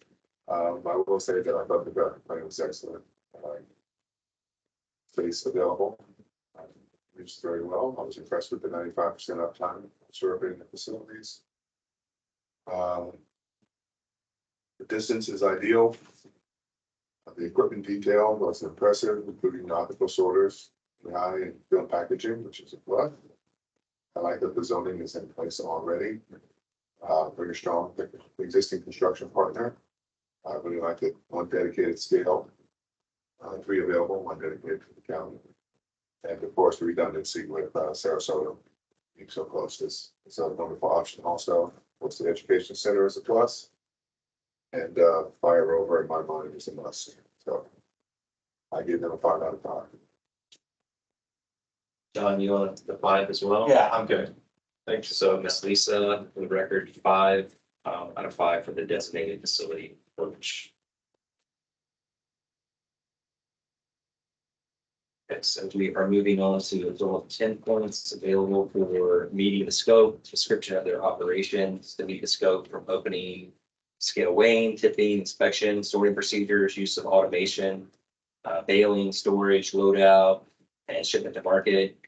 To provide summary of their organizational approach, their key staff and individual leading the project, description of how the facility will meet the scope and narrative for weighing, recording, inspecting,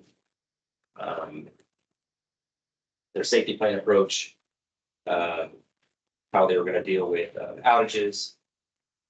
And again, I thought they did an exceptional job with their proposal. It's very well written, easy to follow.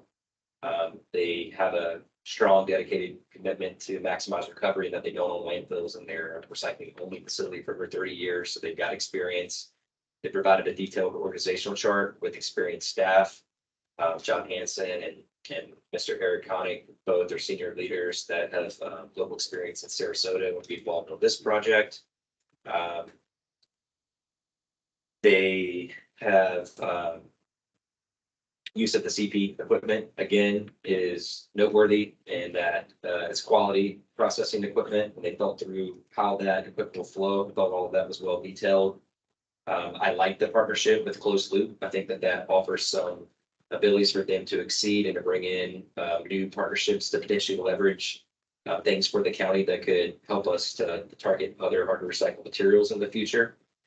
I like that the San Antonio MRF was completed ahead of schedule and that they're using the same design build team, KDW. So they've got experience working with that partner, including a current project they're working on in Frisco, Texas right now. So that design build relationship is something that they can rely on here. They did prioritize the county vehicles again, and with that dedicated scale and the commitment to meet the initial 20-minute turnaround time. They provided a summary of their daily routine. Their safety plan approach was very well documented. I loved how detailed they went into their safety plan. Also their maintenance plan in terms of the software they use. I believe it's pronounced Limble. It was an advanced cloud-based platform that also detailed all of their maintenance schedules and was available on tablets for their plant staff to make sure they could track their spare parts inventory in addition to the ongoing maintenance. Make sure that spare parts roll in stock inventory twice a week, which I thought was fantastic. They also had a dedication to cleanliness. They mentioned, dust and other things, keeping the facility in tip-top shape was apparent. They had a great outage plan that they could utilize the Sarasota MRF or the other 2 MRFs in Florida if needed. They did have the redundancies in their processing lines as well, with the drum feeder in the 2 processing lines. Again, the 7 bays allows up to 5 trucks to tip out at the same time. The initial OCC auger screen that doesn't wrap will enable us to hopefully have less downtime than we've experienced with our existing vendor. And again, their safety plan was very detailed, everything from, back prevention to operating to the balers to lockout and tag out. Everything was very well presented in that regard. Tip floor was adequate, like we just discussed, over 33,000 square feet. They did in writing say they'd give us prime capacity. I think the ability to target the plastic film, I think was a preferred attribute, as well as the education center. The last chance sortation line, I thought was something that was unique to them and really showed that they're trying to get every bit of targeted material out of that residue line. They did say regarding the scales, they have a dedicated scale operator managing the 3 scales as well. Let's see, they had some redundancy in their balers. We discussed the traffic plan already, but I thought that was exceptional. Really eliminated the chance for collisions and improved safety. They were saying that the redundancy in their system promotes material recovery far beyond industry standard, with average operating uptime of over 95%, which is exceptional. I think their operating plan with the 5 days a week for their production, offered us some time to have additional time on the weekends to make up time if needed. Let's see here. They had the fire protection plan that we were looking for, the hazard identification plans, electrical safety. So a lot, again, overall, I thought they did a really good job with it. And my preliminary score was a 10 out of 10 for their meeting the scope. Second. Thank you, Travis. That was a good summary. I'm going to go through and find what hasn't been talked about, so please bear with me. I like, as Travis mentioned, 100% focus on diversion from landfills, and the Californians doesn't benefit from landfilling, and that their ethos is build, advance, immerse, and then invest in them. I think that's really helpful for our project.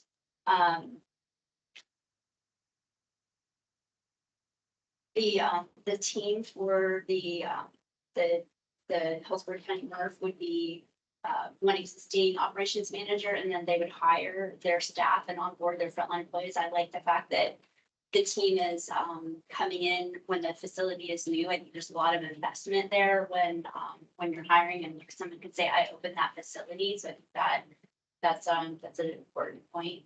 Their scales are calibrated every 3 months.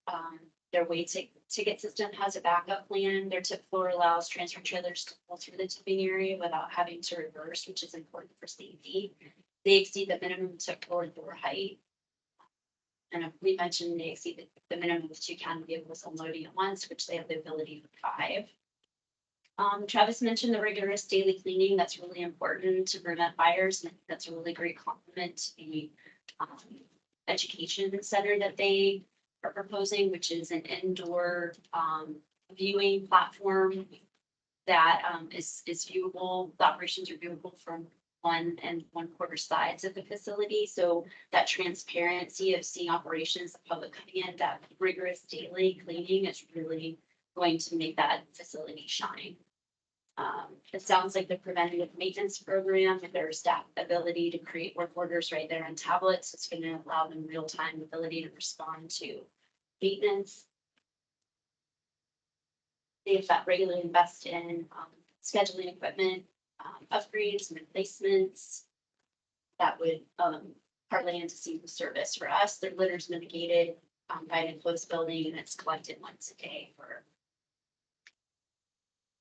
And the storage of the commodities inside. Just Storage.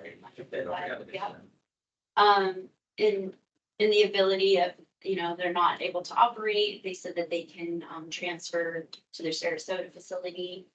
They have experience loading transfer trailers.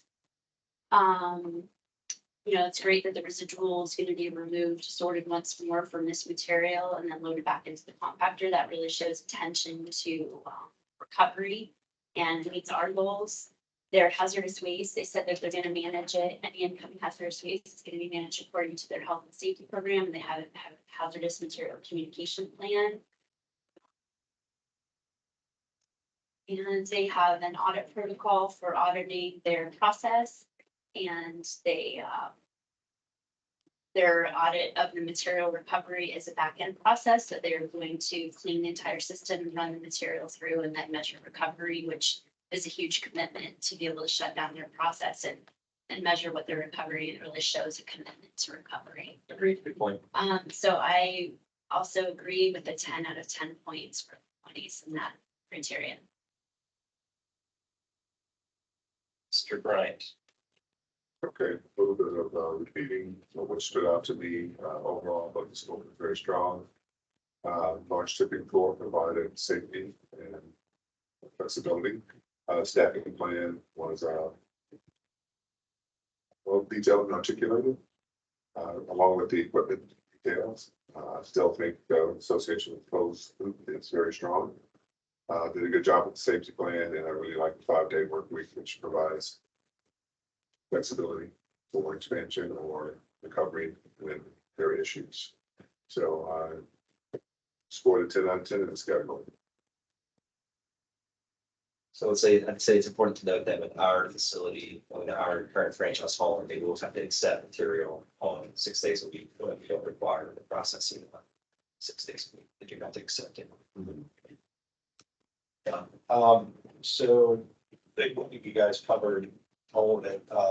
Just want to know, I think the regional, having Sarasota close is actually pretty good. So I noticed the one trailer plan and everything, it's pretty good. Well, actually, it's good. It's really good to have a backup that's within those regional ranges, assuming that it would be at their cost if it was that way. Now that does work both ways though too.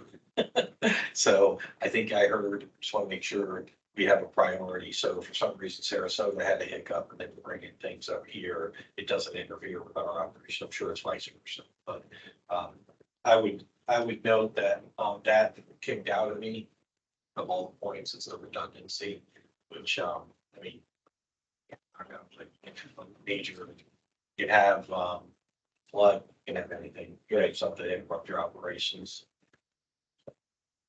Yeah, one other point that I didn't mention either too is they were able to target the PET thermoforms. So those are not just your PET bottles, but like your strawberry plastic. Yeah. Those They're AI, they're a little flow chart, right. the AI, the sort of, is also done with the feed, right, in terms of the level we're trying to get with the distinguishing between the two. Right. Yeah, the detail was great. So what was your preliminary I'm fine with them. for 10? Okay, so Miss Lisa, we are awarding 10 out of 10 for meeting the scope for Valpones. Okay, the next one is a total of 3 points that can be awarded for their approach to marketing the program, county program materials. Make sure they provide a detailed and concise plan of how they would do so. They provided in-market references, the 2 balers that they had. Make sure that they can feed both balers, redundancy there so they can get stuff to market and they're not backing up so they can move the material. I like that they detailed a multi-stage quality control process. They talked about and engaging all of their staff in that process, not just their leadership, but making sure that the forklift operator, anyone, if they saw something, make sure they're dressing the bales to make sure that they were of the highest quality. The finished bales are housed in indoor storage, protect against the elements and preserve commodity value. Again, the last chance sortation to capture miscarried recyclables ensures that we're maximizing that recovery and getting the county's maximum return on the items that residents throw in the recycling bin and intend to have recycled. The fiber sortation process was very detailed. And they were saying that they could exceed market quality without the need for human quality control sorters. They mentioned the non-UBC aluminum, which is often treated as a contaminant or as a residue in other facilities, but they're going to be able to catch it and upgrade it and market it, which is something that is a plus. They are a big company and they're the largest private recycler, and so they do have also their own expertise to be able to market ethically and domestic reliance was noted. Also try to find as many close markets as they can. They also had a strong commitment to identifying local markets for any material that they can find, which I thought was very helpful. That supports local businesses here, cuts down on our transportation costs, carbon footprint to get that stuff to market. They were heavily involved in industry organizations, U.S. Plastics Pac, Association of Plastics Recyclers, Glass Recycling Coalition, ISRI, Recycling Partnerships, Southeast Recycling Development Council. They noted they prioritized regional markets that I mentioned and gave out examples, including Jacksonville, Florida, Connors, Georgia, Southern Tennessee, and South Carolina. They described how they use long-term versus spot markets pretty well, I thought. And they had a commitment to always prioritize U.S. and North American markets over external export markets. And they said that even during challenging market conditions, they've always been able to meet their expectations and have never landfilled unsold commodities, which I thought was a plus. So I gave them a 3 out of 3 on my preliminary score. Yeah, Travis, very good summary. You covered a lot of what I was, had in my notes as well. Scanning for new information. We mentioned the glass cleanup,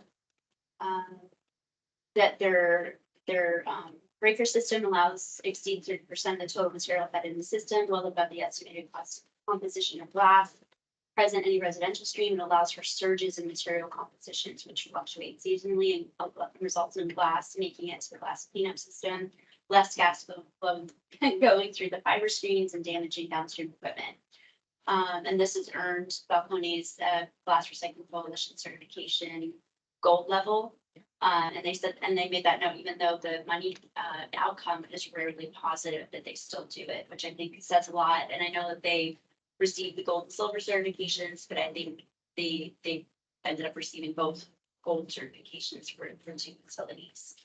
Said that they don't rely on third-party brokers unless the end user requires that. They have longstanding agreements, and like Travis mentioned, they're able to mitigate the impact of China's national sword through their longstanding practice of selling inventory to North American buyers, which I really think is that resiliency of domestic markets that is appealing and meets our attribute. And then for attribute 32622-3, we were looking for ethical markets, domestic market development, prioritizing regional disposition. I think they're committing to do that and not rely on contracts with overseas mills in China or any country outside of North America as outlets. So I think that was, Travis mentioned that. I just want to mention that was an attribute. But I am scoring 3 out of 3 on that as well. Mr. Brent. Sorry. He's passed over me.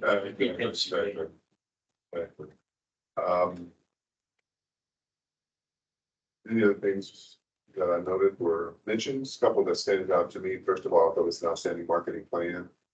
I like to focus on North American markets, of course.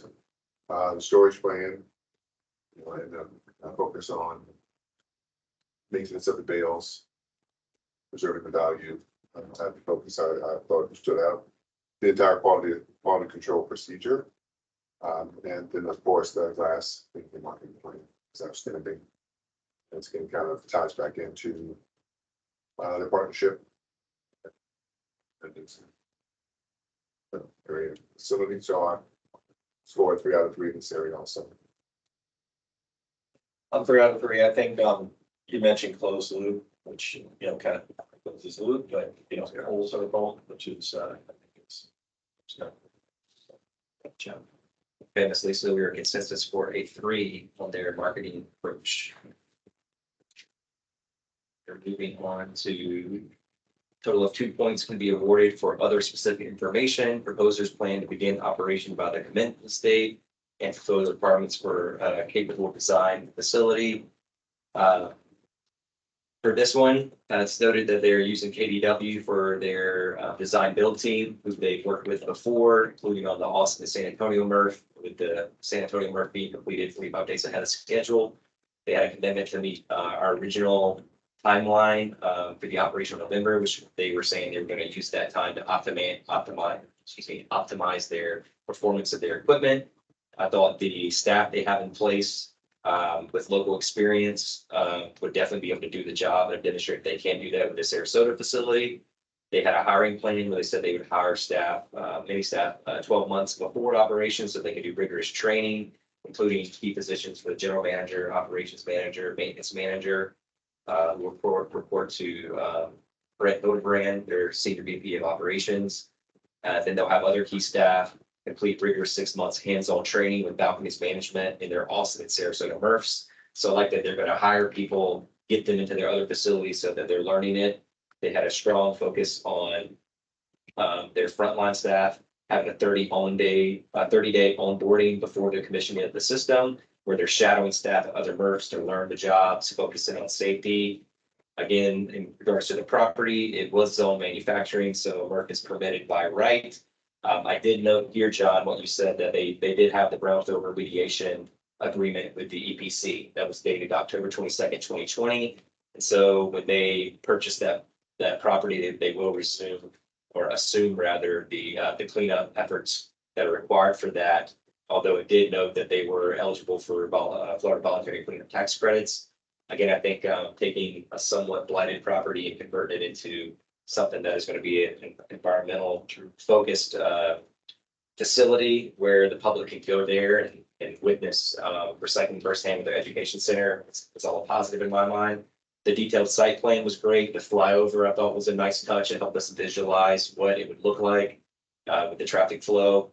I like that they noted they'd already put in the existing permit requirements and have been applying for some of those already. So I awarded preliminary score 2 out of 2 on that. So, Thank you, Travis. I also noted that their Eval County is prepared to commence by the original date of November 2026, and then they have the 6 month to commit to be done by May 2027. I also like what Travis mentioned is that staff, incoming staff are going to shadow at other facilities. It's important to learn the company ethos and how things are done, and then bring some of that back to a new operation. I know that they will be using subs for operation. Travis mentioned using KDW for design and build. They've worked with them before, and CP Global for equipment. If the RMPF is down, that they'll have Sarasota or Lee County as backups. They have 3 compactors capable of loading walking 4 trailers. And then they have a plan that they said that they have experience implementing that plan at their Austin nurse, so they know that that can work, which is important to know. I also scored this 2 out of 2 points. Mr. Grant. I'm fine with 2 out of 2. I know, but I was looking at you, you got here last. waiting for your words of wisdom. I'm just having fun. All right, well, I was really impressed with the training and onboarding program plan. About bringing folks in, getting them trained in different locations before commencement. So for me, that carried the date. Obviously, sticking with the original completion date, and I was impressed with the design build relationship that they already have. I scored 2 out of 2. Last but not And least. I concur. Yeah, for all the same reasons.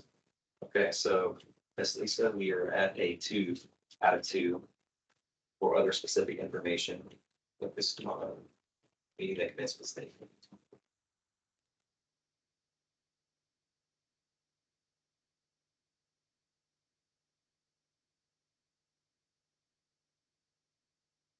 Now that your discussions and consensus scoring are completed, we'll begin confirming the scores. For waste management in Florida, criteria 1, we have a consensus score of 10. Criteria 2, we have a consensus score of 5. Criteria 3, a consensus score of 20. Is everyone agreeing with these scores? Yes, ma'am. Yes. Yeah. For Balconia's resources, criteria 1, we have a consensus score of 10. Criteria 2, consensus score of 5. Criteria 3, a consensus score of 20. Is everyone in agreement with these scores? Yes, ma'am. Yes. I will now announce the scores for criteria 4, processing fee price for a maximum score of 65 points, and criteria 5, DMDWB bonus points for a maximum score of 5. For criteria 4, Waste Management Inc. of Florida, processing fee, unit price of $103 for a total cost of $97,335,000. Procurement has calculated for Waste Management Inc. of Florida, 60.65 points. Balcones Resourcing, processing fee, unit price of $96.10 for a total cost of $90,814,500. Procurement has calculated for Balcones Resources 65 points. For criteria 5, neither proposer submitted paperwork for the bonus points review, so I have a score of 0 points for each proposer.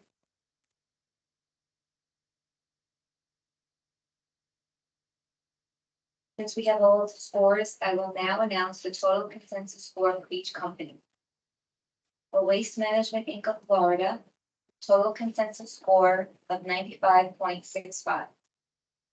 Local County's resources, total consensus score 100. I will consider the meeting completed and we will get the recording of the meeting posted as soon as possible. I will complete the spreadsheet for the consensus scoring and print it before you leave, so that I can obtain everyone's signature. Please give me a few minutes to get this done. I will now close the meeting and thank everyone for attending. It's great.